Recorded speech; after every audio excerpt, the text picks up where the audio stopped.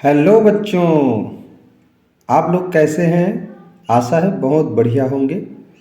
बच्चों, आज मैं आप लोगों के लिए हिंदी भाषा के व्याकरण के अंतर्गत सर्वनाम से संबंधित यह टॉपिक लेकर आया हूँ। आज हम लोग सर्वनाम किसे कहते हैं, सर्वनाम के कौन कौन से प्रकार होते हैं, इसके बारे में जानेंगे।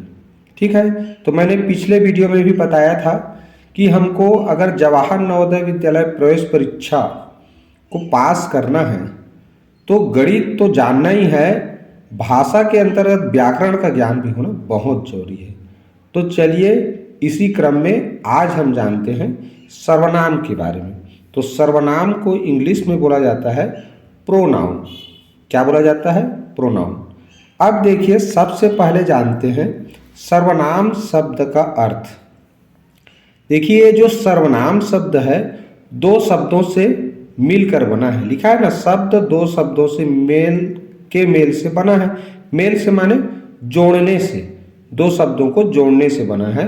कौन कौन सा? सर्व और नाम। तो सर्व का अर्थ होता है सबके या सभी, और नाम का अर्थ होता है नाम। और नाम के लिए एक और शब्द क्या है जी, हमने पिछले वीडियो में जाना, संज्ञा। नाम को ही क्या बोलते हैं? संज्ञा। इसका मतलब हुआ कि सभी संज्ञा, कहने का मतलब कि सभी संज्ञा शब्दों के स्थान पर जिन शब्दों का हम लोग प्रयोग करते हैं, ठीक है, प्रयुक्त करते हैं वाक्य में, संज्ञा के स्थान पर, संज्ञा शब्द के स्थान पर वो सभी शब्द क्या है? सर्वनाम कहलाते हैं। चलिए उदाहरण से समझते हैं। देखिए तो चित्र में क्या हो रहा है। पहला चित्र में बिल्ली आई और वह सारा दूध पी गई। दूसरा चित्र में देखो तो क्या लिखा है, माता ने पुत्री से पूछा, तुम कहाँ जा रही हो? देखिए तो तीसरा चित्र में क्या लिखा है, पुत्री ने उत्तर दिया कि वह बाजार से अपने लिए पुस्तकें खरीदने जा रही है। यहाँ देखिए, ये नीले रंग में जो शब्द है वह, इसमें तुम, इसमें वह और अपने लिए। तो जरा थोड़ा विचार करें, थोड़ा सोचें। बिल्ली आई और वह सारा दूध पी गई, तो वह किसके लिए आया जी? ये वह शब्द किसके लिए लिखा गया है? भाई बिल्ली आई तो बिल्ली ने तो सारा दूध पी लिया ना। तो यहाँ बिल्ली सारा दूध पी गई ऐसा नहीं लिखा है, उसके जगह पर क्या लिख दिया? बिल्ली लिखने के बजाय वह लिख दिया। तो बिल्ली एक संज्ञा है। ये जो जानवर दिखाई दे रहा है चित्र में, इसी का नाम है बिल्ली। तो यहाँ बिल्ली नहीं लिखा गया, बिल्ली यानी कि संज्ञा शब्द की जगह क्या लिख दिया गया? क्या लिख दिया गया? वह। तो ठीक, तो संज्ञा के स्थान पर देखो ये शब्द आया है, इसीलिए वह शब्द क्या है जी? एक सर्वनाम है। यहाँ देखो, माता ने पुत्री से पूछा, तुम कहाँ जा रही हो? तो किसको पूछा जी? पुत्री को कहा, उसकी बेटी को, कि पुत्री कहाँ जा रही हो, ऐसा भी कह सकती थी वो, लेकिन उसने तुम कहाँ जा रही हो ऐसा कहा। उसने पुत्री शब्द जो कि एक संज्ञा है वो न कह करके तुम शब्द से संबोधित किया। ठीक, तो ये तुम, इस पुत्री जो संज्ञा शब्द है उसके जगह पे प्रयोग में लिया गया है, इसलिए ये सर्वनाम है। यहाँ देखें, पुत्री ने उत्तर दिया कि वह बाजार से अपने लिए पुस्तकें खरीदने जा रही है। तो यहाँ देखो, वह कौन जा रही है जी? वह बाजार से, तो ये पुत्री तो जा रही ना, तो इसके लिए पुत्री शब्द न लिख करके वह लिखा। अपने लिए, तो अपने लिए माने किसके लिए? ये उसकी जो पुत्री, उसी के लिए तो ना। तो पुत्री पुत्री शब्द बार बार लिखने से वाक्य का अर्थ सुंदर नहीं लगता, वह व्याकरण युक्त नहीं होता। इसीलिए किसी भी कहानी में, किसी भी अनुच्छेद में एक बार नाम बताने के बाद उस नाम यानी कि संज्ञा शब्द की जगह सर्वनाम शब्द का प्रयोग किया जाता है। ठीक, तो वही सर्वनाम शब्द है। अब देखिए, ये चीज समझ गए। अब देखते हैं परिभाषा। तो संज्ञा के स्थान पर प्रयुक्त होने वाले शब्दों को क्या कहते हैं जी? सर्वनाम कहते हैं। ठीक, अब मैंने अभी जो समझाया वही चीज देखो, यहाँ भी लिखा है, वीडियो को रोककर इसको भी पढ़ सकते हो। अब हम जान गए कि संज्ञा के स्थान पर जहाँ जहाँ संज्ञा लिखना चाहिए, वहाँ जिन शब्दों का प्रयोग किया जाता है वो शब्द कहलाते हैं सर्वनाम। चलिए अब देखते हैं आगे। चलिए देखते हैं महत्व, यानी कि सर्वनाम का महत्व। संज्ञा की पुनरुक्ति को दूर करने के लिए ही सर्वनाम का प्रयोग किया जाता है, जैसे मैं, हम, तू, तुम, वह, यह, आप, कौन, कोई, जो आदि। ये जितने भी शब्द जिसे मैंने अभी पढ़ा ना, और जिनके बीच में देखो ये अल्प विराम लगा करके लिखा गया है, यही शब्द क्या है? सब सर्वनाम शब्द है। समझ आ गया? तो क्यों इसका उपयोग किया जाता है? ताकि संज्ञा शब्द की बार बार पुनरुक्ति, बार बार उसका दोहराव मत हो। किसी भी अनुच्छेद में, किसी कहानी में संज्ञा शब्द को बार बार लिखना मत पड़े, इसलिए सर्वनाम शब्द का उपयोग या प्रयोग किया जाता है। ये कह रहा है सर्वनाम का महत्व। ठीक, चलिए देखते हैं सर्वनाम के भेद। भेद यानी प्रकार। तो सर्वनाम के कितने प्रकार होते हैं, यानी काइंड्स ऑफ प्रोनाउन कितने होते हैं, चलिए देखते हैं। तो सर्वनाम के 6 भेद होते हैं। पहला है पुरुषवाचक सर्वनाम, इंग्लिश में बोलते हैं पर्सनल प्रोनाउन। दूसरा है निश्चयवाचक सर्वनाम, इंग्लिश में डिमॉन्स्ट्रेटिव प्रोनाउन। और तीसरा है अनिश्चयवाचक सर्वनाम, इंग्लिश में इनडेफिनिट प्रोनाउन। और चौथा है संबंधवाचक सर्वनाम, इंग्लिश में रिलेटिव प्रोनाउन। पांचवा है प्रश्नवाचक सर्वनाम, इंग्लिश में इंट्रोगेटिव प्रोनाउन। और छठवां है निजवाचक सर्वनाम, यानी रिफ्लेक्सिव प्रोनाउन। ठीक, अब देखें पहला, यानी जो पहला प्रकार है पुरुषवाचक सर्वनाम, उसको विस्तार से समझते हैं। तो पुरुषवाचक सर्वनाम जिस सर्वनाम का प्रयोग वक्ता या लेखक स्वयं अपने लिए अथवा श्रोता या पाठक के लिए अथवा किसी अन्य के लिए करता है, वह पुरुषवाचक सर्वनाम कहलाता है। जैसे तुमने मुझे बताया कि वह कल आएगा, ये एक वाक्य है। ठीक, तो ऊपर लिखे वाक्य में तुमने कौन है? मैं अगर बोल रहा हूँ तो आप लोग सुन रहे हो, तो आप लोगों को मैं या तो आप कहूँगा या तुम कहूँगा या तुमने कहूँगा या तुम लोग, ऐसा तो कहूँगा ना। तो जो सुनने वाला होता है, ठीक है, तो उसको तुम, आप, आपने, आपको इस तरह संबोधित करते हैं। तो ये तुमने कौन है? श्रोता है। अब मुझे कह रहा हूँ तो अपने आप को कहूँगा, तो जो बोल रहा है वो उसके लिए प्रयोग में होता है मुझे, मैं, मैंने, मुझको। ठीक है, तो मुझे, वह अन्य है। हम किसी अन्य के बारे में दो लोग जब बात करते हैं तब उसे तुम, मैं, हम ये नहीं कहते, वह, वे ऐसा संबोधित करते हैं। तो ये जो वह शब्द है अन्य के लिए प्रयोग में करते हैं। तो 3 प्रकार के सर्वनाम शब्द आए हैं इस वाक्य में, आए हैं ना। ये श्रोता के लिए है, तुमने, मुझे, वक्ता के लिए है, और ये वह अन्य के लिए है। तो इस आधार पर पुरुषवाचक सर्वनाम के 3 भेद होते हैं। पहला प्रकार हम लोग देख रहे हैं ना, अभी ध्यान रखना, पहला प्रकार सर्वनाम का पुरुषवाचक सर्वनाम। अब ये पुरुषवाचक सर्वनाम के 3 भेद होते हैं। पहला उत्तम पुरुषवाचक सर्वनाम, फर्स्ट पर्सन इंग्लिश में बोलते हैं। दूसरा मध्यम पुरुषवाचक सर्वनाम, सेकंड पर्सन। और तीसरा है अन्य पुरुषवाचक सर्वनाम, जिसे थर्ड पर्सन। अब देखिए यहीं पर कुछ बता देता हूँ। उत्तम पुरुषवाचक सर्वनाम, इसके अंतर्गत आता है बोलने वाला। तो इसके अंतर्गत जैसे मैं, ठीक, उसके बाद अगर एक से अधिक है तो हम कहेगा वो, ठीक, मैं या हम। उसी तरह मैंने या हमारे, ऐसे भी हो सकता है। मध्यम वाचक सर्वनाम, इसमें आएगा तुम या आप, ऐसा भी आ सकता है। ठीक, उसी तरह अन्य में वह या वे। ये दो उदाहरण केवल आप लोगों को दे रहा हूँ। ठीक, तो जब एक बोलने वाला कहेगा तो क्या बोलेगा? मैं बोलेगा या हम बोलेंगे। एक से अधिक है तो हम कहेगा। मध्यम जो सुन रहा है उसको क्या बोलेंगे? तुम कहेंगे, आप कहेंगे, या आप लोग कहेंगे, या तू या तुम, ऐसा कह सकते हैं। अन्य जिसके बारे में बात कर रहे हैं तो वह, वे, ऐसा कहेंगे। तो ये इसका उदाहरण है सर्वनाम का। उत्तम पुरुषवाचक सर्वनाम मैं, हम, इस तरह। मध्यम पुरुषवाचक सर्वनाम तुम या आप। उसी तरह अन्य पुरुषवाचक सर्वनाम के अंतर्गत वह या वे। ठीक, चलिए देखते हैं आगे। चलिए देखते हैं उत्तम पुरुष सर्वनाम क्या है। जिस सर्वनाम का प्रयोग बोलने वाला अपने लिए करता है उसे उत्तम पुरुष सर्वनाम कहते हैं। जैसे मैं आज मुंबई मेल से दिल्ली जा रहा हूँ। ये जो नीले रंग में लिखा हुआ शब्द है उसको आपको ध्यान में रखना है। हम सबके साथ सद्व्यवहार करना चाहते हैं। तीसरा वाक्य देखें, हमारा छोटा लड़का चन्नी इमरजेंसी कमीशन के लिए चुना गया है।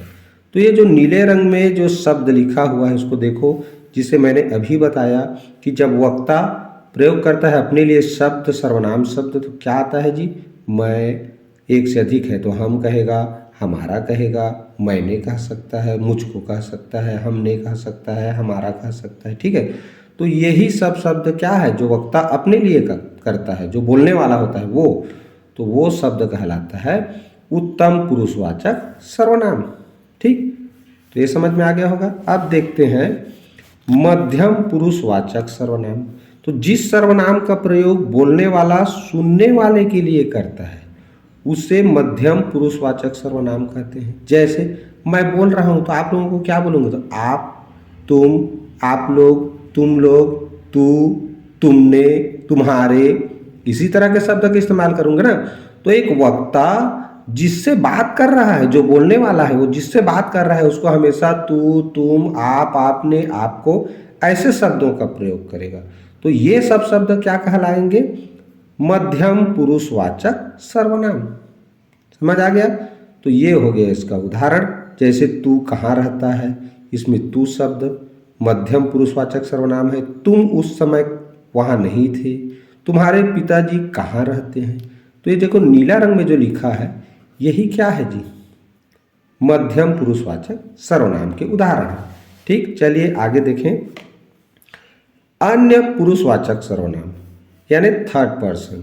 जिस सर्वनाम का प्रयोग बोलने वाला किसी अन्य पुरुष के लिए करता है उसे अन्य पुरुषवाचक सर्वनाम कहते हैं। जैसे वह कौन आ रहा है, में वह शब्द, वे सब कहाँ रहते हैं, में ये वे शब्द, वे लोग ठीक नहीं हैं उनसे बच कर रहना। तो इसमें वे और ये उनसे। हम किसी दूसरे के बारे में, जब दो लोग बात कर रहे हों और किसी अन्य व्यक्ति के बारे में बात करें जो वहाँ पर उपस्थित ना हो, तब उसे हमेशा वह, वे, उनसे, उन्हें, उसे, ठीक है, ऐसे शब्दों का प्रयोग करते हैं। ठीक है, उनके लिए। तो वही सब शब्द क्या है जी, अन्य पुरुषवाचक सर्वनाम शब्द है। ठीक, चलिए अब देखते हैं दूसरा प्रकार, अनिश्चयवाचक सर्वनाम।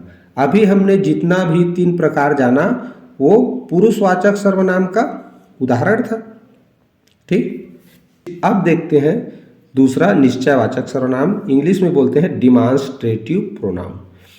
जो सर्वनाम शब्द किसी निश्चित व्यक्ति या वस्तु की ओर संकेत करते हैं, ध्यान रखना इस शब्द को, संकेत करते हैं, उन्हें निश्चयवाचक सर्वनाम कहते हैं। जैसे यह मेरी पुस्तक है। तो यह जो नीला रंग में लिखा है शब्द को देखो, हम जब किसी पुस्तक को बताएंगे कि यह मेरी पुस्तक है तो उसकी ओर बताकर, इशारा करके बताएंगे कि यह मेरी पुस्तक है। तो यह शब्द का इस्तेमाल हम संकेत करने के लिए, ठीक है, निर्देश करने के लिए प्रयोग में ला रहे हैं।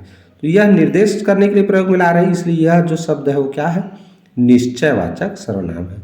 ये शब्द, वह, जैसे इंग्लिश में करते हैं ना, दीज, दीज होता है, और दीज का प्लूरल क्या होता है, दोज होता है। ठीक, क्या होता है, दोज। उसी तरह दिस, दैट, एक कोई वस्तु रहता है तो दिस इज अ टेबल, दूर में रहता है तो दैट इज अ टेबल, ऐसे बोलते हैं ना। बहुत सारे पक्षी हैं, पास में है तो दीज आर बर्ड्स, दूर में है तो दोज आर बर्ड्स, ऐसे बोलते हैं ना। तो उसी तरह के जो भी शब्द है, तो इंग्लिश के जितने भी वो शब्द है ना, दिस, दैट, दीज, दोज, तो वो चारों जो शब्द है, जो प्रोनाउन है, वही डिमॉन्स्ट्रेटिव प्रोनाउन है। अब हिंदी में बस उसको याद रखना है जी, यह, ये, वह, वे, वह, वे, यह, वह, और दिस दैट का यह और दैट का वह, उसी तरह दीज का ये और दोज का वे होता है। तो यही जो चारों शब्द है क्या है, निश्चयवाचक सर्वनाम है। ठीक, तो इस तरह हो गया निश्चयवाचक सर्वनाम। अब देखते हैं अनिश्चयवाचक सर्वनाम, जिसे बोलते हैं इनडेफिनिट प्रोनाउन। तो जिस सर्वनाम शब्द के द्वारा किसी निश्चित व्यक्ति या वस्तु का बोध ना हो उसे अनिश्चयवाचक सर्वनाम कहते हैं। जैसे दाल में कुछ काला है, इसमें देखो कुछ, तो कुछ ये जो शब्द है वो अनिश्चयवाचक शब्द है, इससे पता नहीं चल रहा है कि क्या है, कुछ है, ठीक है।